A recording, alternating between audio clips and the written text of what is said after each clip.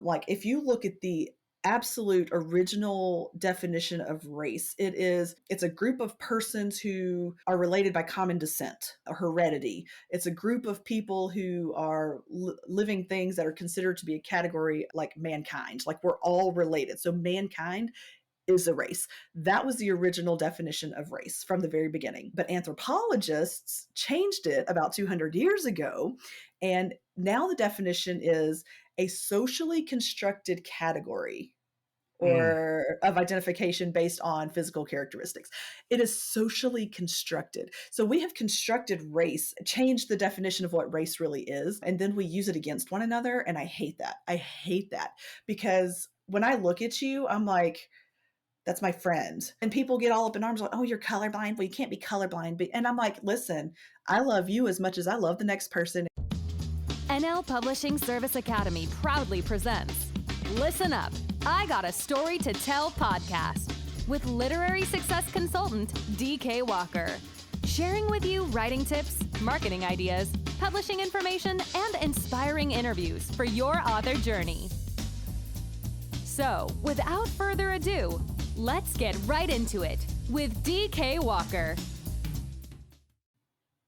Hey, I'm DK Walker, and this is Listen Up, I Got a Story to Tell podcast. Joining me is a friend to the room. Welcome, Jennifer Carr. I'm good. I'm ready. I'm excited about our conversation. That definitely makes two of us. So should we skip over the small talk and get to the meat of the matter? I'm here for it. Whatever you want to do. I'm here for you. Okay, cool. I like to hear that. So, listeners, her strength, what she does better, in my opinion, than anybody else, she helps authors develop the most relatable characters. She has a workbook that helps you dive deep into character traits that make the readers see that character for who they are, what they are, and see themselves in that character, which I think is absolutely great. With that being said, I want to pick his brain today and help me develop a character that is not of my race without leaning on cliches and without offending anybody. So let me say this before we go down this rabbit hole, right? I don't need nobody no more comments. I don't need nobody second guessing. This is two grown people having a conversation, helping self-publishing authors add diversity to their books if they don't Yeah. have that, right? Or they find trouble adding to diversity to their books. So I have the master at it, and it's only right that I use her to help y'all get over this hump. So with that being said, if you were I'm gonna put you really on the spot, so please forgive Okay. me, right? Not a problem. I'm gonna make you black. I'm gonna make you an author, and I need for you to write about a white character, but you don't have any white friends, and only white people that you have interaction with is coworkers, and it's more likely high and by in the TV shows that you write. Excuse me, in the TV shows that you watch or movies that you watch. So using your workbook, how would you construct a main white character? You have this great idea in your head, right? And it calls for your main character to be white, right? But you have little to no interaction. How would you construct that character? Okay. So this is where I will start. I will tell you that your character's skin color and this is going to some people are going to be offended by this, but we can't start there. We can't start with offense. Just listen. Your character, you need to develop them from the inside out, right? You need to Okay. develop what is your character's motivation in your book? What is the point of your character in your book? You need to determine what your character's goal is, what is going to get them from point A to point B, right? What is driving your character in your story? And you need to know your story, right? How does this character fit in? How important is the race of your character to their part in your book? Okay, so if you don't know any of that, then you're not going to be able to write a character of another race, right? Does that make sense? Because what It makes a does. person is what's on the inside of them, right? Like we say this and people get all up in arms about it, but I'm sorry, when I look at you, I don't say, hey, there's DK, my black male friend. That's not how I played this game. And I'm hoping that you don't look at me and, hey, there's Jennifer, my white girl. No, that's not how No, no. we see people. We connect with people on the inside first. And yeah, I mean, it's beautiful to look at somebody else and be like, ooh, look at that. Your skin is way darker brown than mine. And I love it.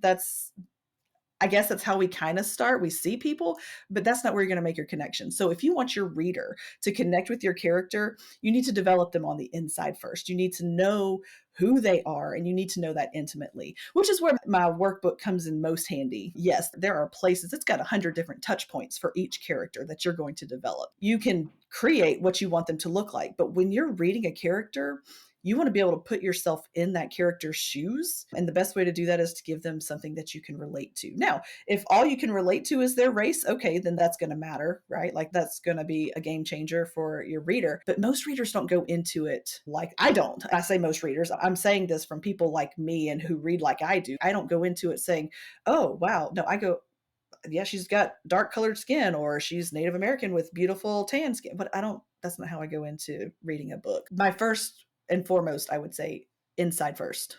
Inside first. Mm. Know your characters inside and their motivation. Okay. Yeah, yeah. Learn how to write faster, conquer writer's block, and tell a story your readers will love. In less than 1 month, writing only 3 pages daily, you can go from book idea to manuscript using the unfair writing advantage.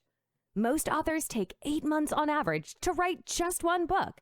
But in a fraction of that time, you will learn how to craft a book your readers will love and not be hunched over your laptop days on end to do so.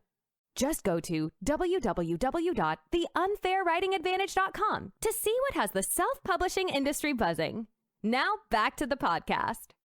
I wholeheartedly agree. But what about authors? And it's no slight against them, right? Because Yeah. even before they're authors, they're creatures of habit first, right? And they may have learned bad habits along the way. And maybe they're trying to come out of those bad habits by just seeing race first instead of seeing the inside. Because if you Mm-hmm. think about it, no matter what you are, what you believe, your sexuality, we all have the same problems. Like everybody, like Yeah. I promise you, we all have the same problems. We have Mm-hmm. bills, inflation, we have kids that we want to love even when they're unlovable. We all have the same problems. And Yes. so the reason that I started there is I had a great conversation with my mother-in-law. She's upstairs. I had a great conversation with my mother-in-law, and she's like, when I say a reader, I want to say KDP tracks the reading, right? And then she's like, 3% of all readers KDP for like last year. That's how many ebooks she's read, right? Like when I say she devours books, she literally devours books. So we had this conversation privy to this interview. She actually echoed exactly what you were saying. Walk me through the process of getting out of my own way and my own stereotypes in building characters that's of a different race. Ooh, let's not start with any small questions, okay? Let's just jump You right in said there. you Maybe I sorry. lied. No, see, and it's funny because in my novel, no matter what, okay, so I have characters who you don't really know what skin color they are. You assume one of them because I say he has green eyes, and majority of the population with green eyes are going to have lighter colored skin. It is what it is. But I also have a character who is Dominican. She's from the Dominican Republic. And the reason I have her in my book is because we spent some time in an adoption process that's a whole nother story that we can talk about another time. But we spent about a month in the Dominican Republic and fell in love with the people and fell in love with the culture and just like we were trying to figure out how we could live there. We just loved it so much. And so and it was really funny because, and this is off topic, but I'm going to share it anyway. Most everybody, like, I know enough Spanish to ask where the bathroom is or where your library is. I can ask you those 2 very important questions, and that is it. Rob, on the other hand, like he took like months and he studied up on his Spanish and he was ready when we got down there. My husband is fair skinned, redhead, freckles. And so everyone assumed I was the Dominican in the relationship and that I could speak Spanish based on my looks, based on how I look, because I was a lot darker because it was summer and all that stuff. So they assumed that they could come talk to me and that I would translate for him. And instead I would just look at him and say, what? Like, I got nothing. And some people do see the outside and that's how they react. But anyway, all that to say, I have a Dominican character in my book because it's a culture that I familiarized. Like we studied up on the Dominican culture for, I don't know, 3 or 4 months before we went down there. And it still wasn't even enough to open your eyes to it, but we had a connection to it.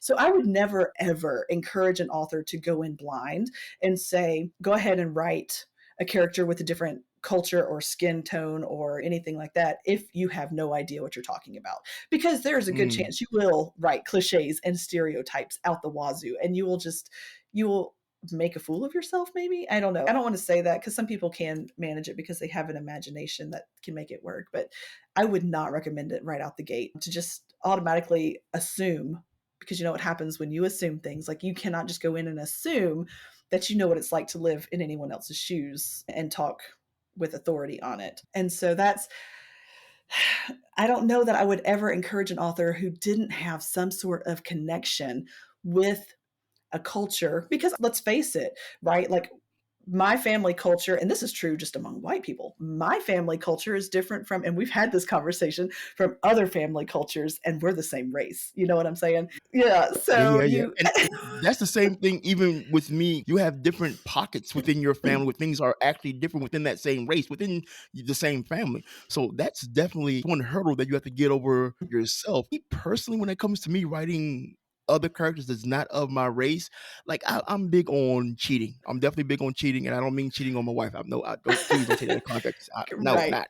What I mean is by finding the hack, the easiest way. So what I do is I just imagine myself being that person, and I Mhm, just pour me into that person, and I don't play it safe. I'm just going to be honest, and I don't write that character to be offensive, but what I mean is I don't play it safe. So if a character has to be part of my language, if a character has to be an asshole, irregardless of race, they're going to be the most vile asshole mhm, that I can mhm, write because I mhm, need to speak directly to that character. I think James Patterson did a great job when he was doing the Alex Cross series. I think he built when he did. Of course, Alex Cross is black lead character, but he painted this picture whereas he gave him Muhammad Ali attributes. Nobody can be mad at that. And whether you agree or disagree with his beliefs, we all love Muhammad Ali because he stood mhm, firm as a man. But for other authors that don't have that creativity to actually pull from great aspects, it may get to shaky ground. Another thing is take a risk, and if you're writing from a good space, I think readers will forgive you for granted, I'm not giving nobody a pass, but if you're writing from a great space, say, okay, I'll give you a better example than that. Take the greatest rapper alive, Eminem. White as all get out, right? But if you talk to every other rapper that's black, they will tell you whether you agree with his subject matter or not. Eminem, hands down. Why? Because he grew up in the culture. And so he can, and I think it's a disservice when you say, I grew up in the culture and I can't participate in it because of my mhm, skin color. So you can mhm. take me, and I'll put the onus on me. Say I grew up in the suburbs, I didn't grow up in the ghetto. But say if I grew up in the suburbs, I went to prep school, 99.9%, just me and another black girl, and this is all hypothetical to make a point. But I needed to write about white people. Like I would have a great insight because that's my surrounding, right? And so Yeah. I just had to think I think you have to lean into your strength. And even if you don't know, just err on the side of caution, but don't play it safe if you want to do your characters justice.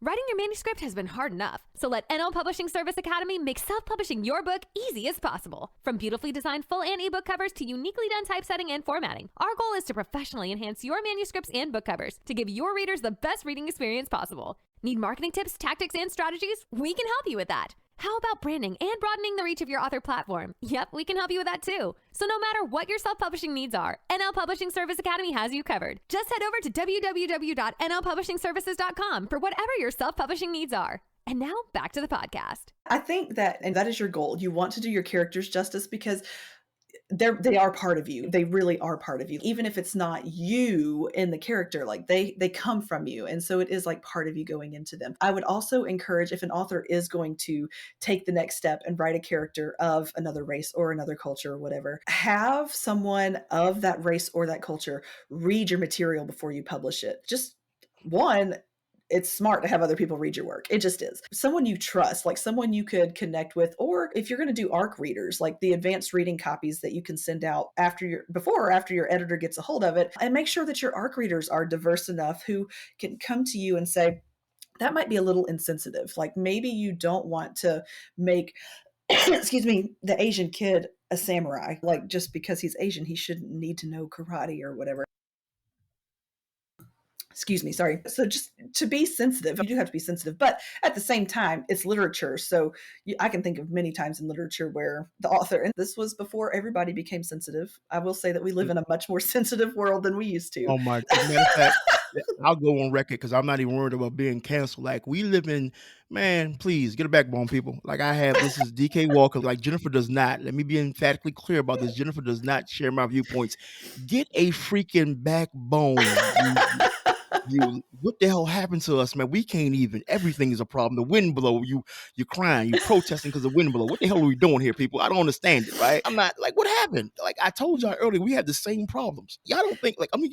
Oh, we'll be here for a minute. I apologize. Look, I'm in the grocery store. Has nothing to do with writing, but I'm gonna tell you how much. And call me sexist, but this is just life, right? Maybe you'll agree with me, maybe you won't. Maybe we'll be friends. But I'm like, this is a true story. This quite a few years ago, me and my family, I think Mama, that's my youngest daughter, she was maybe 4 or 5, right? So this had to be like maybe 9 years ago. Me, Nikki, and Marley went to Shoppers. We pushing the cart in. I got the cart and the baby. Nikki's lagging behind, whatever the case may be.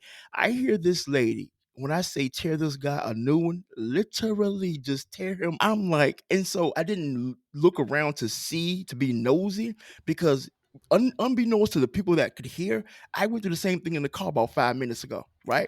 So I just thought it was Nikki talking to somebody else all over again. But so out of curiosity, I look over to my right. There's a white woman talking to this white, and you would think because of what we see that you don't see that out in public, right? You don't. Right. So I make eye contact with the guy, and I give him a head nod, and he nodded back, like I just a little support. Hmm. It had nothing to do with race. I'm saying that to say that we all go through the same That's shit. right. That's right. Right, I'm right. Absolutely.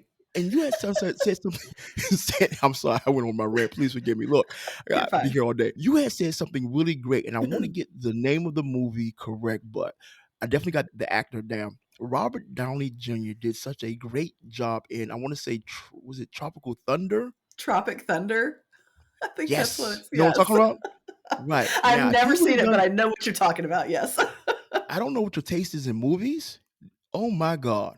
When I say Robert Downey Jr., and we all know and love him as Iron Man. Iron Like I Man. actually Yeah. I walked out of the movie when he died. That's a fact because didn't want to cry in front of people. I walked out. True story. I'm just giving all my business today. It's quite all right. I feel comfortable, safe space, not a problem. That's But right. he played blackface. But what he did Hmm. before he took the role of the movie, he went to the NAACP, and they had somebody. How far was too far? So, like you said, he went and covered his bases not to Hmm. offend. When I seen that movie, I never laughed so hard. It was not offended at the bull crap that was coming up. Like Yes. it was so spot on. It was, don't get me wrong, it was over the top. This man was quoting lines from Good Times. If you haven't seen that movie, you want a good laugh. The man was Okay. quoting lines from Good Times, and the other black character was like, "You quoting lines from Good Times?" And then he said something else. I literally fell on the floor laughing. I was like, so I'm saying all of that where I alluded to earlier about not being afraid. If you're Yeah. gonna go, and then if you came from a good place, apologize in the end. That leads me to my next question. Okay. Do you think that more books need diversity in them? And if so, what can authors do to make that happen? I'm gonna let you go first because I think my answer may surprise you. Okay. So here's the thing.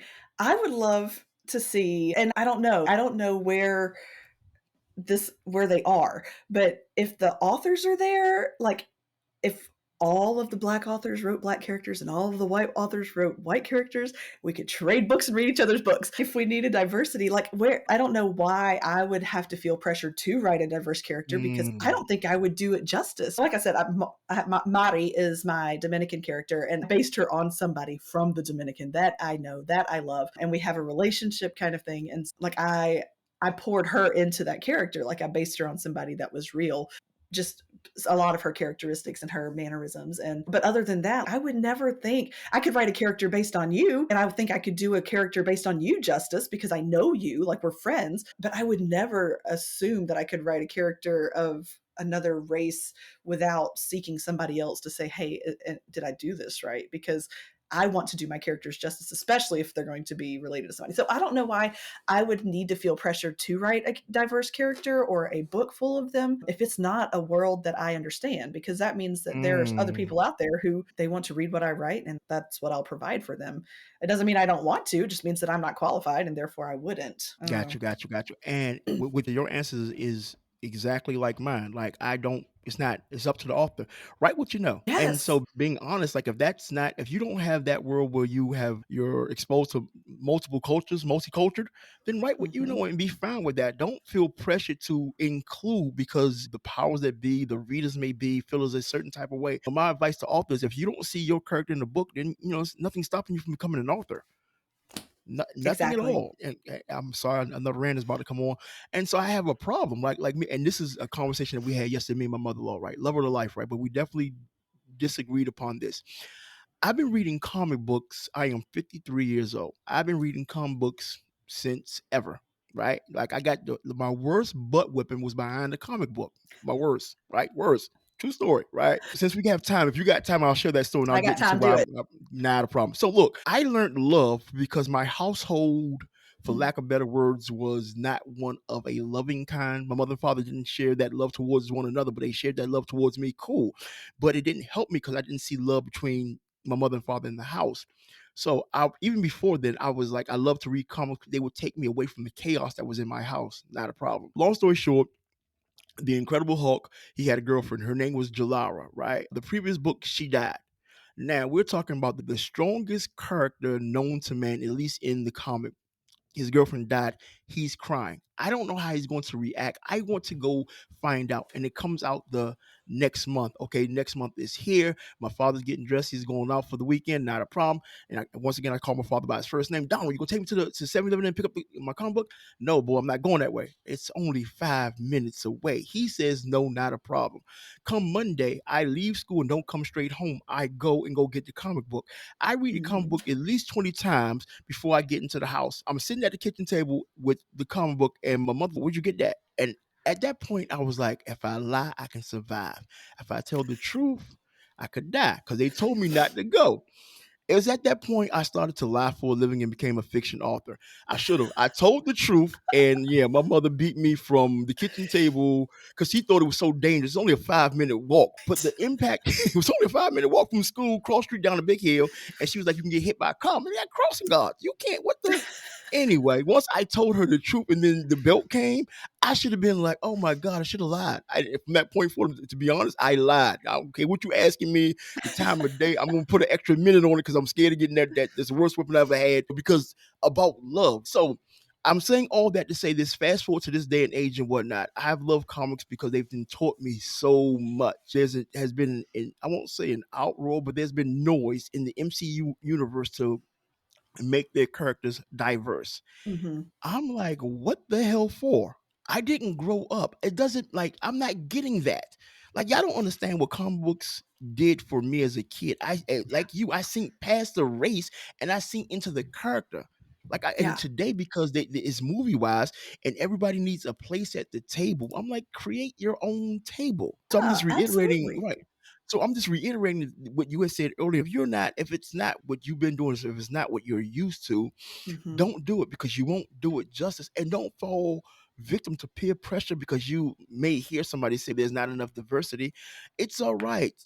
And that's the one time I will tell you to play it safe or don't succumb to the pressure. If that's not your cup of tea, that's cool. Like I said earlier, there's nothing stopping anyone from becoming an author in their own right. And because there is lack of diversity here and there in other genres, you're not now starting to see other doggone authors pick up the pen and create these diverse mhm. characters because they're being forced to. And that's a blessing for all of us. That's more material Yes, for the reader, right? From a different aspect, absolutely. right? Yeah, yeah, Mhm, yeah, yeah. So I absolutely. know I was long-winded with that. Please, I'm No, so that's sorry, fine. but you know. No, you talk. Like, I love listening is my jam. That's what I do for a living. It's what I do. I listen and I write. And I think that's so true. There have been so many authors who have been canceled or near canceled, and this whole cancel culture thing, don't even get me started. It drives me bonkers because it's a matter of opinion that we're canceling people. Like, there's absolutely no solid foundation or basis for a lot of the reasons people are getting canceled. And it's 100%, I usually, agree. yeah, and it's usually over. So here's the thing. Okay. And I mentioned this when we were talking about talking about this topic, speaking on this topic. Several years ago, I did a talk on the psychology of racism because, and for your listeners, just so you know, that I'm a marriage and family counselor. I'm a former AP high school psychology teacher. Like, psychology is my jam. That's what I do. And I help people and I contact and connect with people. But I was asked to do a talk on the psychology of racism. And it's one of the more interesting conversations you can have with people because people are so afraid of race, right? They're so afraid to talk about race because we have changed as a society what race is. Like, if you look at the absolute original definition of race. It's a group of persons who are related by common descent, a heredity. It's a group of people who are living things that are considered to be a category like mankind. Like we're all related. So mankind is a race. That was the original definition of race from the very beginning. But anthropologists changed it about 200 years ago. And now the definition is a socially constructed category Mm. or of identification based on physical characteristics. It is socially constructed. So we have constructed race, changed the definition of what race really is, and then we use it against one another. And I hate that. I hate that because when I look at you, I'm like, that's my friend. And people get all up in arms like, oh, you're colorblind. Well, you can't be colorblind. And I'm like, listen, I love you as much as I love the next person. And it does not matter what color your skin is, what shape or size you are, who you love. Do I condone all lifestyles and behaviors? No. That's because I made my choice. You make yours, and we can still get along. Facts. I agree with you said 1,000%. I think what has happened is they use race as a divisive tool, and Hmm. it has trickled down with such a harming effect, like such a harming effect. Authors, I guess the message, assuming I don't even guess, I know the message that me and Jennifer is trying to convey to you is don't be a victim of that. And I don't want to come across as blasphemous. I'm really trying my best not to, but you get to play God when you create. You Hmm. when that piece of paper, you get to create a world, you get to create your viewpoint, you actually get to create, right? And so use that freedom. Like nobody's not holding anything over your head saying that more black, if you're a white author, that more black people need to be in your book, and vice versa. Nobody's not saying any of these things. But if you do get the inkling to go, then go and just do it justice. And if you have to happen to falter along the way, just do it better the next time. Nobody gets anything perfect the first time out. Right. And I think in doing so, that will actually start to bring the race, because nothing but one race, the human race, back together again. I honestly believe that the more that we talk about race, the more that we have these discussions, the more that we see each other in each other's work or not see each other in each other's work, that still brings us together because it gives us room for dialogue, honest and open dialogue. And once you have honest dialogue, once you have that communication, once that funnel is open, and then you'll see that person isn't that much different than me. Their Hmm. viewpoints really is not that much different than mine. The bill collector still calls their house as they call mine, right? So I mean, Hmm. it's the divorce rate across the country is divorce rate across. Like it's once we understand that. And maybe we can start to lean on each other to get a better feel on how do we become better as a race. And I had an inkling that this conversation was going to go down a deep hole, but I knew it was going to be meaningful. And I'm pretty sure that I know authors are definitely not even authors, anybody that hears this is going to take something away from this. Hopefully so. I hope so. And let me ask you a question. And I'm just going to ask the question and you can put it on the show or not. But when you read a book, all right, from a Black man's perspective, when you read a book, do you automatically, if there's a male character, do you automatically see him as white or Black? And If if the he's author hasn't described said it? No, you don't, right? Well, excuse me, I don't, unless he's Hmm. described, right? But okay, as a reader with a reading, and it's going to sound crazy, with a reading mindset, I don't pick up on that. Now, as an author's mindset, if I'm reading a book and I'm reading and I see the location, style of dress, mannerisms, the way he's speaking, I can assume, but I can assume and be wrong.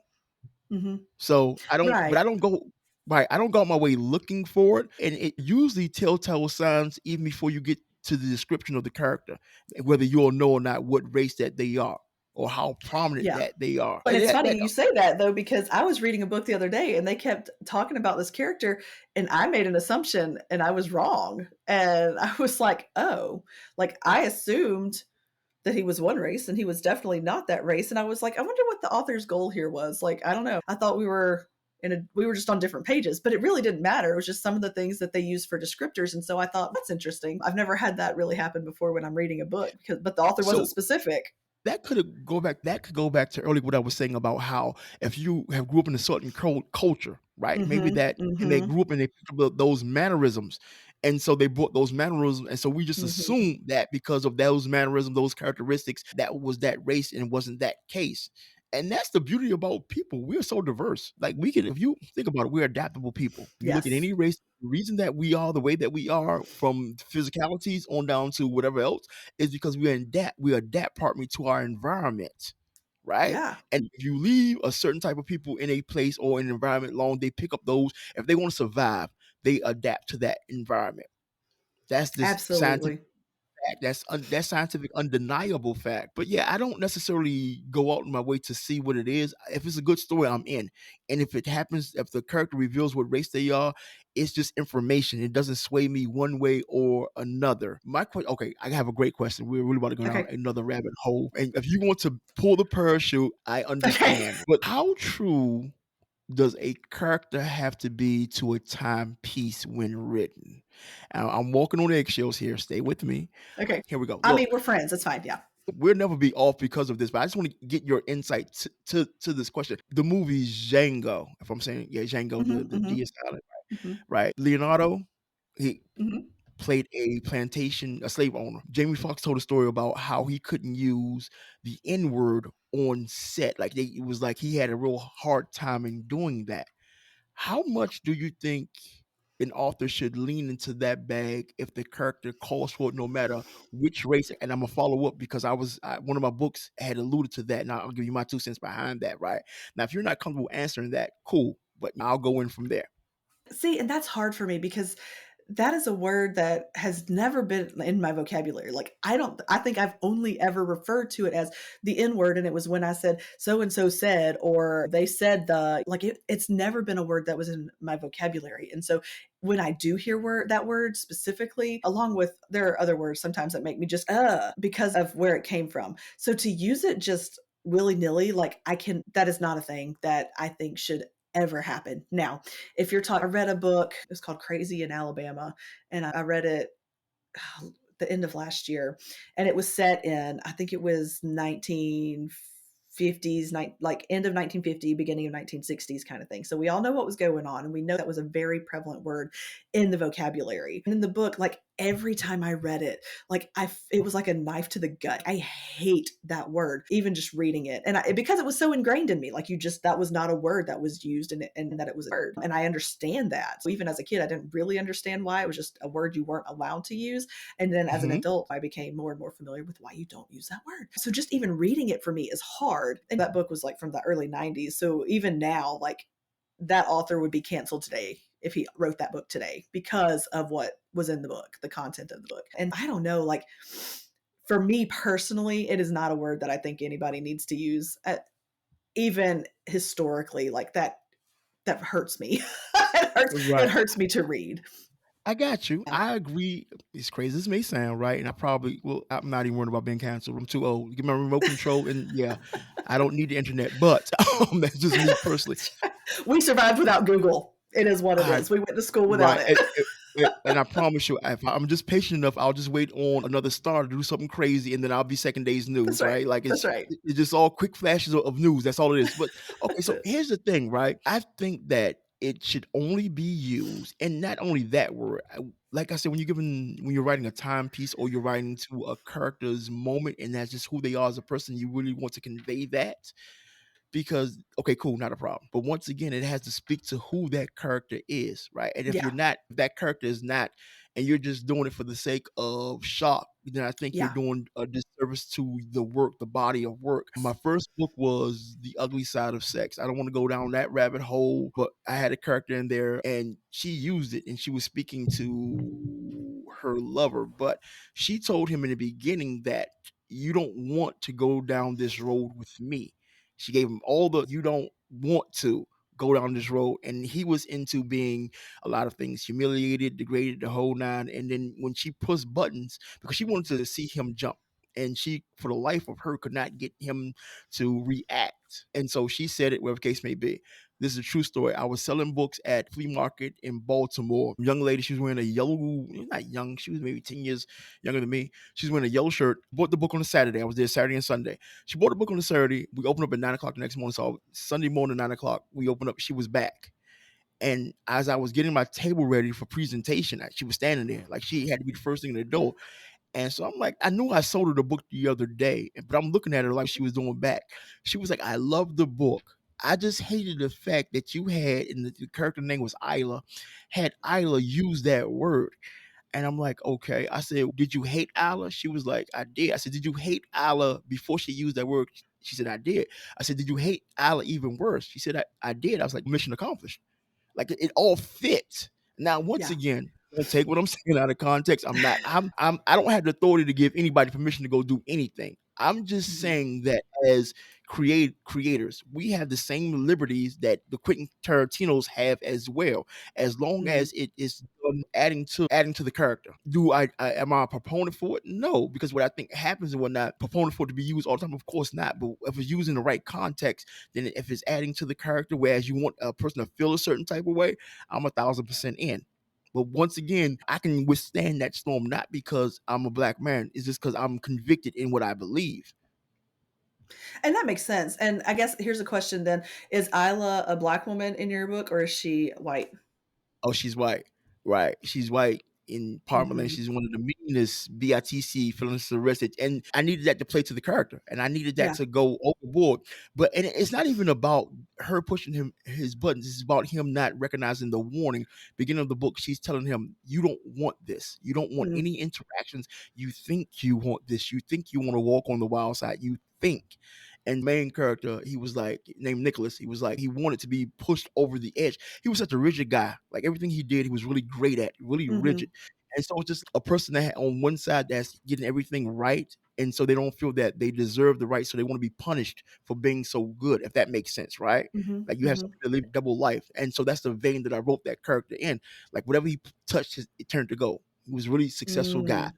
but on the flip side, he didn't feel that wanted that success, and he wanted to feel bad because of success. And so as I was going down that slippery slope, being honest, I got to that point. I'm like, do I go all in? Like I had to stop writing for a couple of days, and I gave that thought. And this is before I came to a certain age I am now, where I don't give a rat's ass about what. Please get out of here. But at that time, I understood the effect that I would have had, and Mhm. this was before the cancel culture. This is before everybody became uber sensitive, right? Mhm. So would I do that again? I'm talking a great game now. Being I know. honest, I doubt it. Right. Being honest, I'm like, we're not gonna do that because just in Mhm. case you put something out and there's always something there to you wrote this, you said that, you like what? But I don't need that blowback. But I still say that we should not handcuff ourselves. And that's isn't that the whole point of art in the first place? Like whether it is writing or whether it is paint on a canvas or clay or whatever your medium is, that's the whole point of art is to be an artist and be able to express yourself. And for whatever reason, we've gotten into our heads that like we can put these boundaries on art and we can say you can be an artist but not your whole self artist, and that's a problem. Honestly, we Very see true. this in society in general. Like we see this just in the workplace, we see this all over, just in social media. Is It's terrible. Be yourself but not your whole self. Be your Facts. artist self but not your whole artist self. Hold back the part of you that you want to express that might offend somebody. That totally deviates from the whole point of art. I 1,000% agree, but it's a time and place for everything. And Sure. I think the time and place that it may be exercised is not warranted, right? I think Mm, if we're going to keep it in the field of art, then let it still reside within the books, within television, within TV shows, right? Not a problem. But when you taking that outside of that realm, now it becomes personalized. Not yeah. only with the N word, any other doggone racist word, it Mhm. becomes personalized once you take it outside of those mediums, Yeah, right? it does, and that's unfortunate, but at the same time, I guess the same is true with art. If a piece of art offends you, walk away. Don't read the book. Stop looking at it.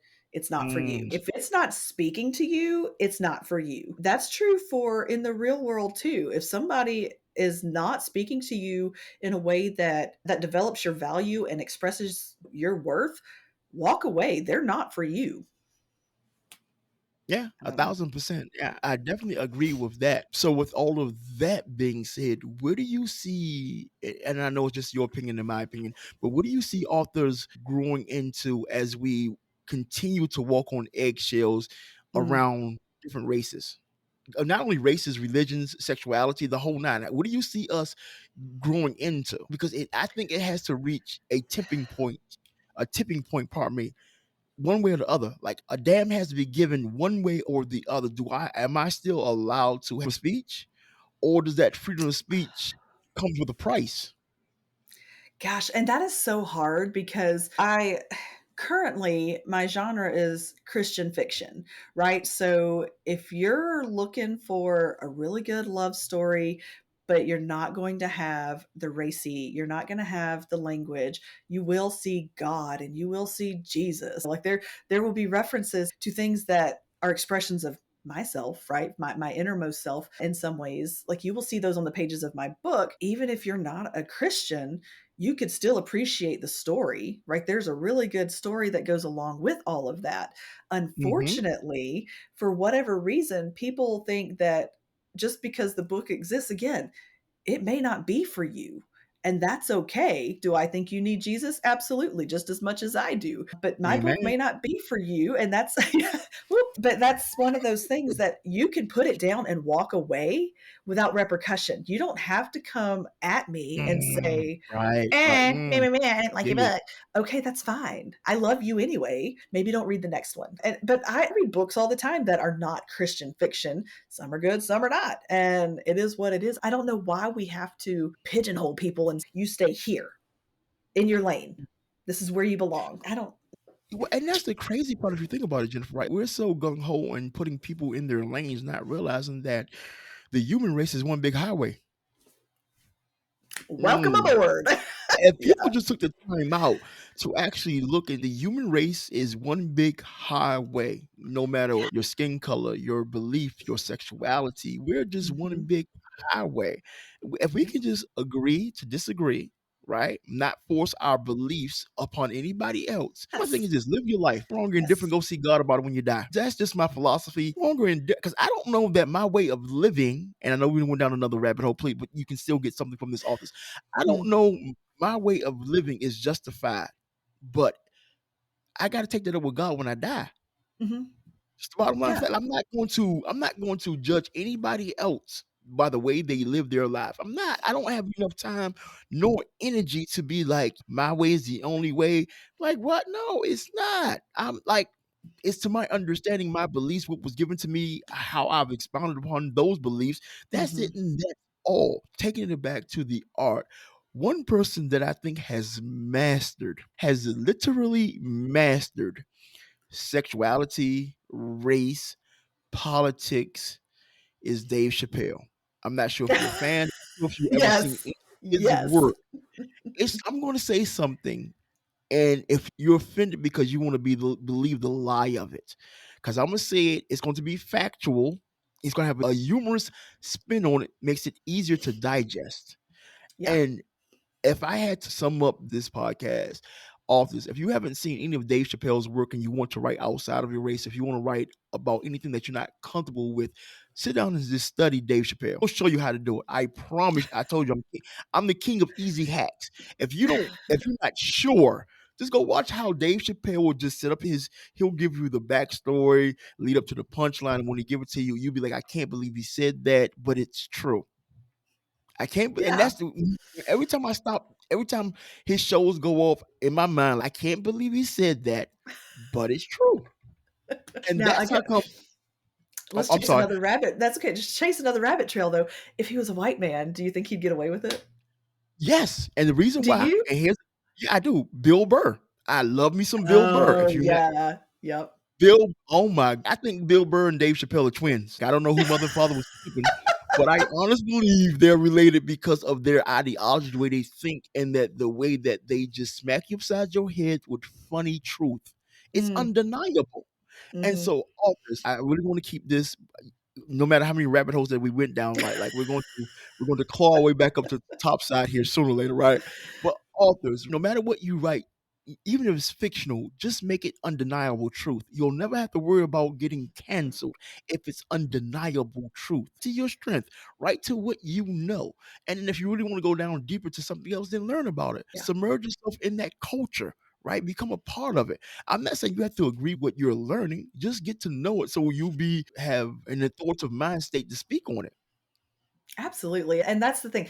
Know your characters inside and out. Know who they are before you even put them on the page. Like that is that, and that's so hard. And this is something that we've talked about. Like, even if you're not someone who sits down and plans out your entire book at the beginning, I'm not that person, but know your characters before you put them on paper. Know who you want them to be as a person. Mm. Whew, sorry about that. I'm You're telling you. fine. But just know your characters.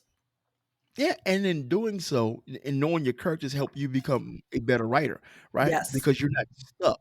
And once again, bringing it back to your workbook. And matter of fact, the link to a workbook, pardon me, will be in the show notes. Like getting Jennifer's workbook will alleviate you from a lot of sticking points, writer's block. Once it comes time to sit down for you to start working on your book, because you won't be at a loss of where you at with that character. You said how many points, It's reference got points? over 100 touch points. Yeah, it's got over 100 touch points. We're talking from the names and the nicknames you give them to the relationships they have with their grandparents. Like, it's pretty thorough. Right. And so when I was going through that, so this is me, right? I can be anal in some things. I would fill that out, and then as I'm writing, I would have it in front of me for that character, right? And Mhm. therefore, if I'm ever at a point where I need them to show emotion, show not tell, then I'm going to look what was their saddest memory, and I would Mhm. allude to that by showing. So that's if you, I harp a lot of stuff like what authors should have. If you don't have this workbook, you're doing yourself a great disservice. And I promise you that you are. And the reason being that you're doing yourself a great disservice is it takes all the guesswork on making Yes. relatable characters. It's nothing to think about. Fill it out, put it someplace that you can reference as you're writing. You'll never have writer's block when it comes to your character. Now you may have a hiccup here and there someplace else. I'm pretty sure myself or Jennifer can help you get over that hump too. So with that being said, how do you feel about this conversation? It's so funny and refreshing all at the same time to just be able to have these conversations with, one, somebody who doesn't look like me, right? Who grew up differently than I did, who writes a totally different genre than I write, but we have so much in common. Like, I just love that. I love that we can have these conversations without the feel of, there goes that. That's my career, and he's no, there's a sense of trust that we can sit down and have these conversations. And I wish that more people would take that chance to find somebody that they connect with. I wish there were more people who could be authentic and have one on one conversations with each other and just say, this is how I feel about this, without the fear of being judged for it or for being canceled for it, that kind of thing. So I have looked forward to this since we put it on the calendar. I've just talked about it like to so many people. I'm like, I'm beginning to have a conversation with one of my friends that I'm thrilled about. It's going to be great. And I really think that it's an important conversation to have because, like I said, I have seen the conversations of other authors about other authors being had about how they were not inclusive enough or they were not sensitive enough, they were not diverse enough. And I'm going, probably because they didn't want to do the character a disservice by making something up they didn't understand. I don't know if that's what it was, but still. If we were betting people and the Super Bowl is coming on in a few, and I've yet to Mhm. go on my app and make a bet, but I don't think I will. Maybe I will. Who knows? Look, if I was a betting person, I would say that's it because a couple of things. It's harder to write from scratch and you're Mhm. writing about something that you know nothing about. Usually when you write from scratch, there's a reference point because you Mhm. know something about what you're writing about. So I think you're spot on when you say that there's not diversity within the books because most authors don't know enough or feel Mhm. comfortable enough to actually or creative enough, right? So Mhm. you can't the character that I know it won't. And, okay, before we even another rabbit hole, how genuine or how true it is to that character when you write the perfect character, knowing damn ain't nobody perfect. Mm. Not relatable, right? Like it's just not. And then how do you walk that line? How do you because he's not relatable, but because I didn't want to offend someone, I took all of these great characteristics from everybody. He's well spoken, well dressed, perfect teeth. What the hell? He has a six pack. He has an 800 credit score. What? That Like would who? intimidate Like me. Like, I don't want to come across that guy. Intimidate me too but much. Give me okay, you flip the coin over. She's 5'11", right? a 2% body supermodel. fat. Mhm. Right, what the no.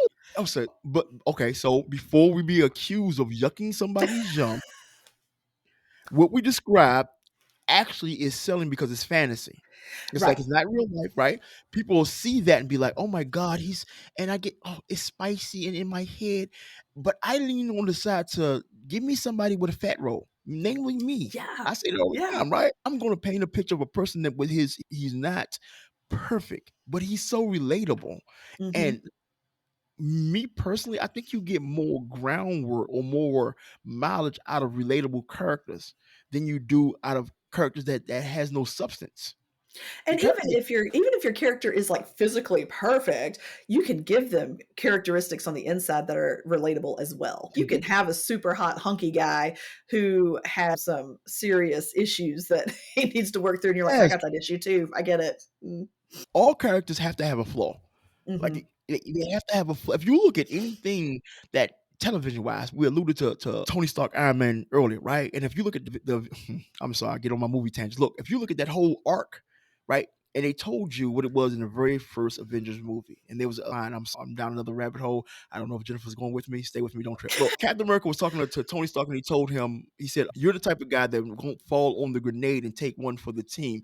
Tony said, "I will just cut wire. Like, I don't have to die. I'll cut the wire." That was a nugget in the beginning of the film. At the end of the first Avengers movie, they had launched a doggone missile, and they probably like, "What the hell is DK talking about?" We all seen Avengers. If not, you living on a rock somewhere. Look, so they launched the missile. The missile about to crash into New York City, killing the good guys, the bad guys, and the aliens. Tony Stark, he's been a narcissist. He's been all these doggone things. He did the selfless pay, and he took the doggone nuclear missile out of space. And so I'm saying his arc, like, you can have the perfect guy, the perfect, but yeah, and throughout the movie, it was Captain America told him that you're going to always do the safe thing, but by the end of the movie, right, when he could have died and it's just him dying, he still chose to do that because, like, you took that supposedly perfect character and you gave him flaws, and that's the only Mhm. thing that we're saying. They can be beautiful, she can be, or he can be, or they can be perfect on the outside, but the more, this is what I believe, the more perfect they are on the outside, please make them dirty on the inside for I every dog. mean, mhm. Yes, for every perfection, for every physical perfection they may have, oh my God, give them issues. Like, okay, it's being real because Yeah. what happens, yeah, well, so what happens is, and I could be wrong, and I just may be canceled for this. In your head, that will become what your ideal person should be. Like, what?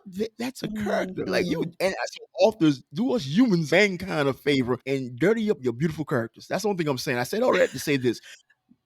Yeah, make your beautiful characters ugly on the inside, you know what I mean, to make them more relatable. That's, I said all that to say this.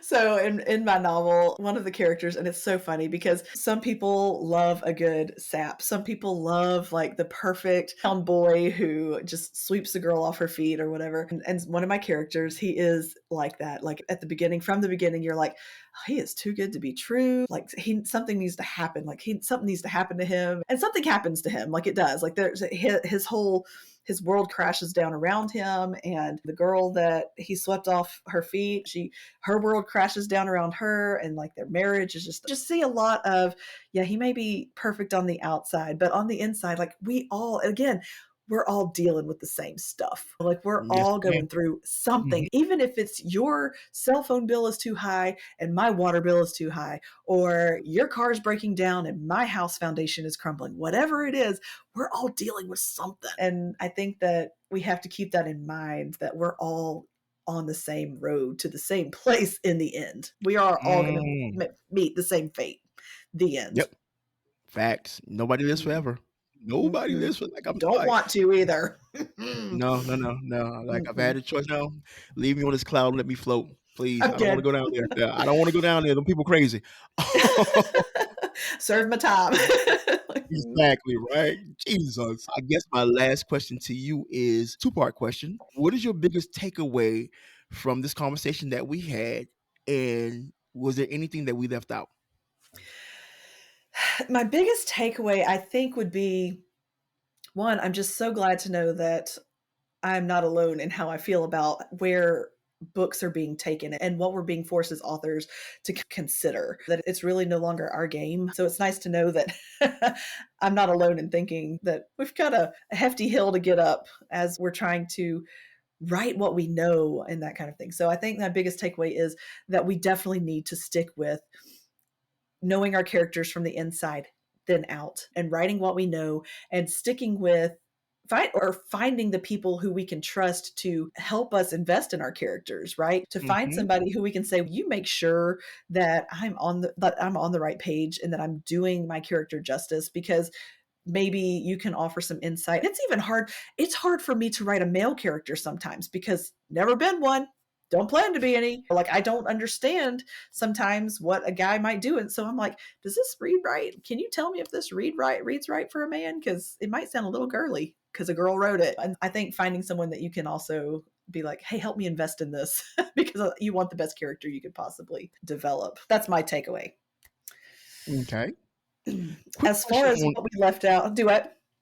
Oh, I'm so sorry. I want to touch upon something you said, like Okay, do it. when you said that you may have a trouble to writing a male character. Do you do so? This is my king hack here. Look, do you like me? I role play.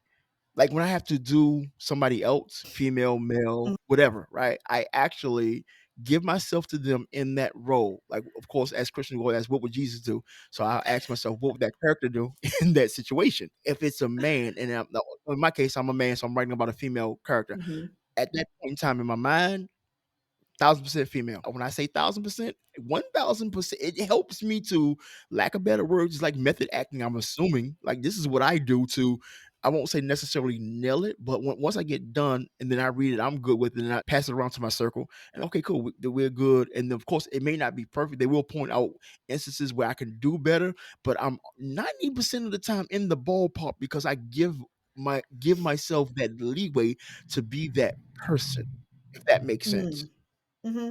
It And I does. guess the And I reason think, yeah, it makes perfect sense. I think for me, though, I don't necessarily put myself there. I think, how would I want someone to, if I was the female, if it's a female male situation, like if as the female, how would I want the male to respond? And I write sometimes a lot from that. I've never been able to just 1,000% be like, I'm a man, I can write this from his perspective. I wouldn't want to either. okay, That's where asking someone, because, and that's the same for, I would never try to put myself in your shoes and say, I know how you feel about this. That's why I would write it and be like, now, will you please read this and tell me that I did this right? Or you would change something. Like, I don't okay. know. Yeah. I got you. I got you. And the second part of the question was, do you remember it? Did we leave anything out? I don't know that we left. We never really go in with a full on plan. So to say that we've left something out, I don't know if I can say that we left anything out on purpose. I guess I heard another author was going off the other day, and she was talking about, and she was a Black woman, and she was talking about how everything is so white normative. And I had to go look it up. I was like, what is white normativity? I have no idea. Like, I'm missing something apparently from my knowledge bank. And so I was like, what is white normativity? And it was like, everything is automatically viewed from the white person's perspective. Let me ask you this. Could you automatically view something from a white person's perspective? Could you? No, not autumn. I'm black. I can't. I wasn't. It's that's not even okay. So I didn't see her post, but I'll have to just I'll send it to you. I'll send it to you. please do. But answer the question the way it was asked of me. That's not possible. And the reason it's not possible because I'm a black man. So my viewpoint is always going to be that of I'm not taking it down this road, but okay, cool, not a problem.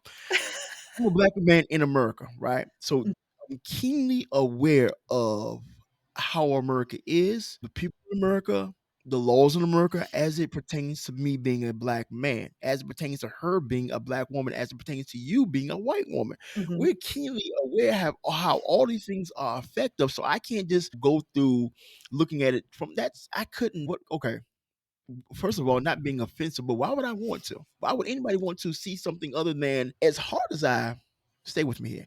As hard as some races may have it in America, I think everybody's comfortable enough in their skin be like, you know what, it's okay. Mhm. I don't want to trade being me for anybody. And like you wouldn't Yeah. want to trade being you for Mhm. anybody. So to do that, you would have to lose so much history. Now I'm not even talking about racial history. I'm just talking about history within your family. So to say that I 1,000% disagree. Like I don't Mhm. get that. And I'm not here, like I said, I didn't see the whole thing. But what I will say is that goes back to what we said earlier in the podcast, whereas people just need to, if she believes that, then she needs to create her own narrative. Mhm. That's my goes back to the whole MCU thing when people like you needs to be more diverse. And me talking about comic books, like we didn't see the characters, we just seen what the representation of them, what they were. If you feel as though that everything is not to your liking, then you have a pen. You have life's pen. Believe Mhm. being an author, you actually have life's pen. You get to control your own narrative and see life how you want to see it. But Mhm. what happens is not only black authors, white authors, it doesn't matter. We just get out this pity party. It's like things are not going to our liking, right? We just wave the "Oh my God, woe is me," and I'm Yeah. like, I don't get that. And the reason I Mm-mm. don't get that, yeah, it's not fair in certain instances in this country. I think we can say that. I think I can say that. You don't need to agree, not a problem. But I think we still have enough resources to do something about it. And keeping Mhm. it within the author realm, like you have more, like we can self-publish. You don't right. You don't have to adhere to what you believe to be wrong. You don't have to adhere to that. Now, if you choose to adhere to that and whatnot, then I'm not going to participate in your pity party. Yeah. That's just me. And that has nothing to do with race. That's just with anybody. I don't like if it's negative. I feel have that moment because we're human. I'm not saying be a robot. I'm not saying being a cyborg. I'm not saying being an android. I'm not talking about the telephone either. I'm not saying any of that stuff. What I am saying is you're human. Have that moment. After having that Yeah. moment, you do something about it. Absolutely. It's That was the only thing that I thought of that I was like, "I really wanna mention this," but I wasn't really sure how, but that was a nice little open space to be like, "I be who you are and who you were created to be, and don't worry about me. Let me worry about me. And things the way you wanna see them, I'll see things the way I wanna see them, and we can have conversations about it just like this." perfectly said. And I think Mm. and goes back to what you were saying earlier, that's what's missing. And of course we went down the rabbit hole of or under the arc of writing and authorship, not a problem. But life in general, like Mm. agree to disagree, agree to Mhm. agree, have the conversation. And you'll be Yes. surprised that by having an honest conversation, you'll be like, okay, cool, I understand. Why I get it now. Look, I'm not gonna jump down this the political road. I'm not gonna do that, right? But just wake up, people. Like divide and conquer is living well. I'm gonna say that and leave it all Yeah. alone. I'm not going down that. I'm just saying divide and conquer is living well. Don't but the only way that it works is when you participate, and you participate by believing the tactics that's being used to divide and conquer. Yeah. Look, okay, when look, it, I work DC government trash man, not a problem. And during the summer months and whatnot, everyone is like hot, scorching hot. People Mhm. don't give us water. Like I don't say no to that person because they're not black. Are you crazy? Like I get we get the most kindest people, irregardless of they come out. Please stay hydrated. Please stay safe. So you got to Mhm. subscribe to that narrative. And this is my thing. Stop letting social media, stop letting the news, stop letting TV dictate your reality. Go outside and interact with people, and you'll be like, Mhm. oh my God, it's so different. Like Mhm. it's just that simple. If you just go outside, matter of fact, damn all that. If you just look on this podcast and the two people talking right now, right? We are vastly different, had great frank conversation. We agreed upon a lot of stuff and some stuff maybe we didn't. But at the Mhm. end of the day, we have a better understanding moving forward. Mhm. That's it. That's all. It's not hard. Ain't nobody gonna Yes. lose no sleep. Ain't nobody gonna be like, oh, I'm so sensitive that this hurts. Have a conversation. Then after that, get over yourself.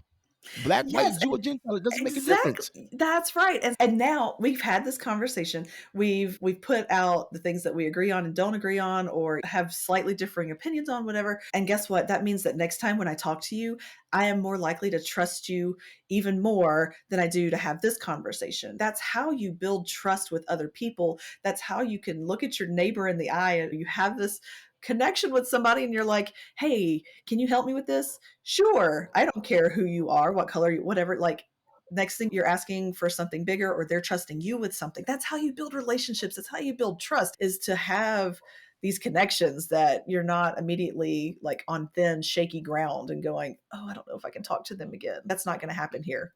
Never, never. Mhm. And but long story short, if y'all need a source of just honest dialogue, right? Okay, first of all, you're gonna get great self-publishing news and tools that you can use between me and Jennifer. Not a problem. Don't go any other place talking to any other gurus or no. That's We, right. we got you. We got you. We got you. Not a problem.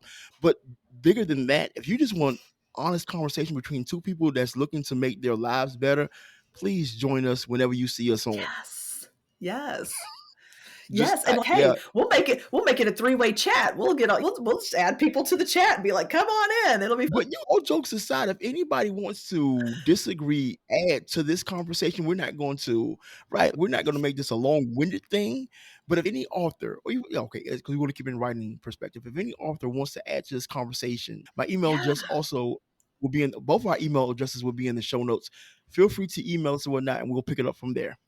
Be respectful. Be respectful, please. Like, we're going to respect you. Please respect us. I'm going to throw that out there.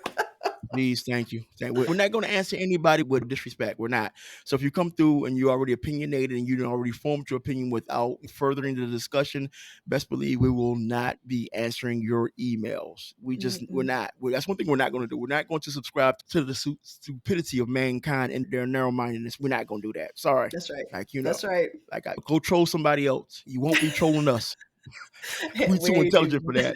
We don't have time for that. We got lives. I mean, exactly right, to say the least. So with that being said, of course, you're one of my favorite people. Thank you so much for coming on. Thank you for going down so many rabbit holes with me today. Thanks for allowing me to go on my rants. I went on about 10. So sorry.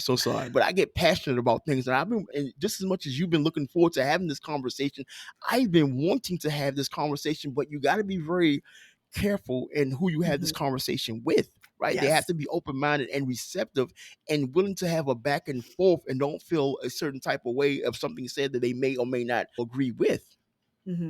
Yes, absolutely. Thank you. I'm telling you, again, you're one of my favorite people. And so this is one of those, we're just hanging out and I don't care if anybody listens. Like, I got to sit and have a conversation with you, but I do hope everybody listens and subscribe. This podcast is worth listening to.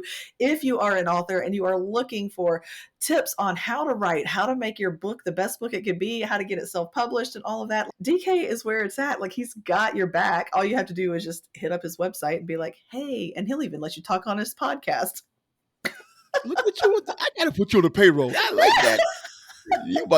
You joking, but you about to do my new voiceover. We're talking about that later. You're gonna do the new. I promise you joking, but that's definitely going to. But once again, Jennifer, thank you so much. Before I let you get out of here, tell the people where they can find you at. jcarwrites.com, JCarrWrites, jcarwrites.com. jcarwrites is my handle on all social media. If you need me, just send me an email, send me a direct message, and I respond to everybody as long as they're respectful. Gotcha. All of her information plus mine will be in the show notes. And with that being said, thank y'all so much for allowing us to have our opinionated selves in your space for this hour and some change. Make sure that you tune in next week where we're going to have fun all over again. With that being said, Jennifer, thank you so much. Thank you. This episode of Listen Up, I Got a Story to Tell podcast has ended. But please be sure to subscribe for more literary strategies and tactics to help you create the profitable, successful author career you've always wanted. And don't forget to rate and leave a review so we can continue to bring you the best author and book-related content.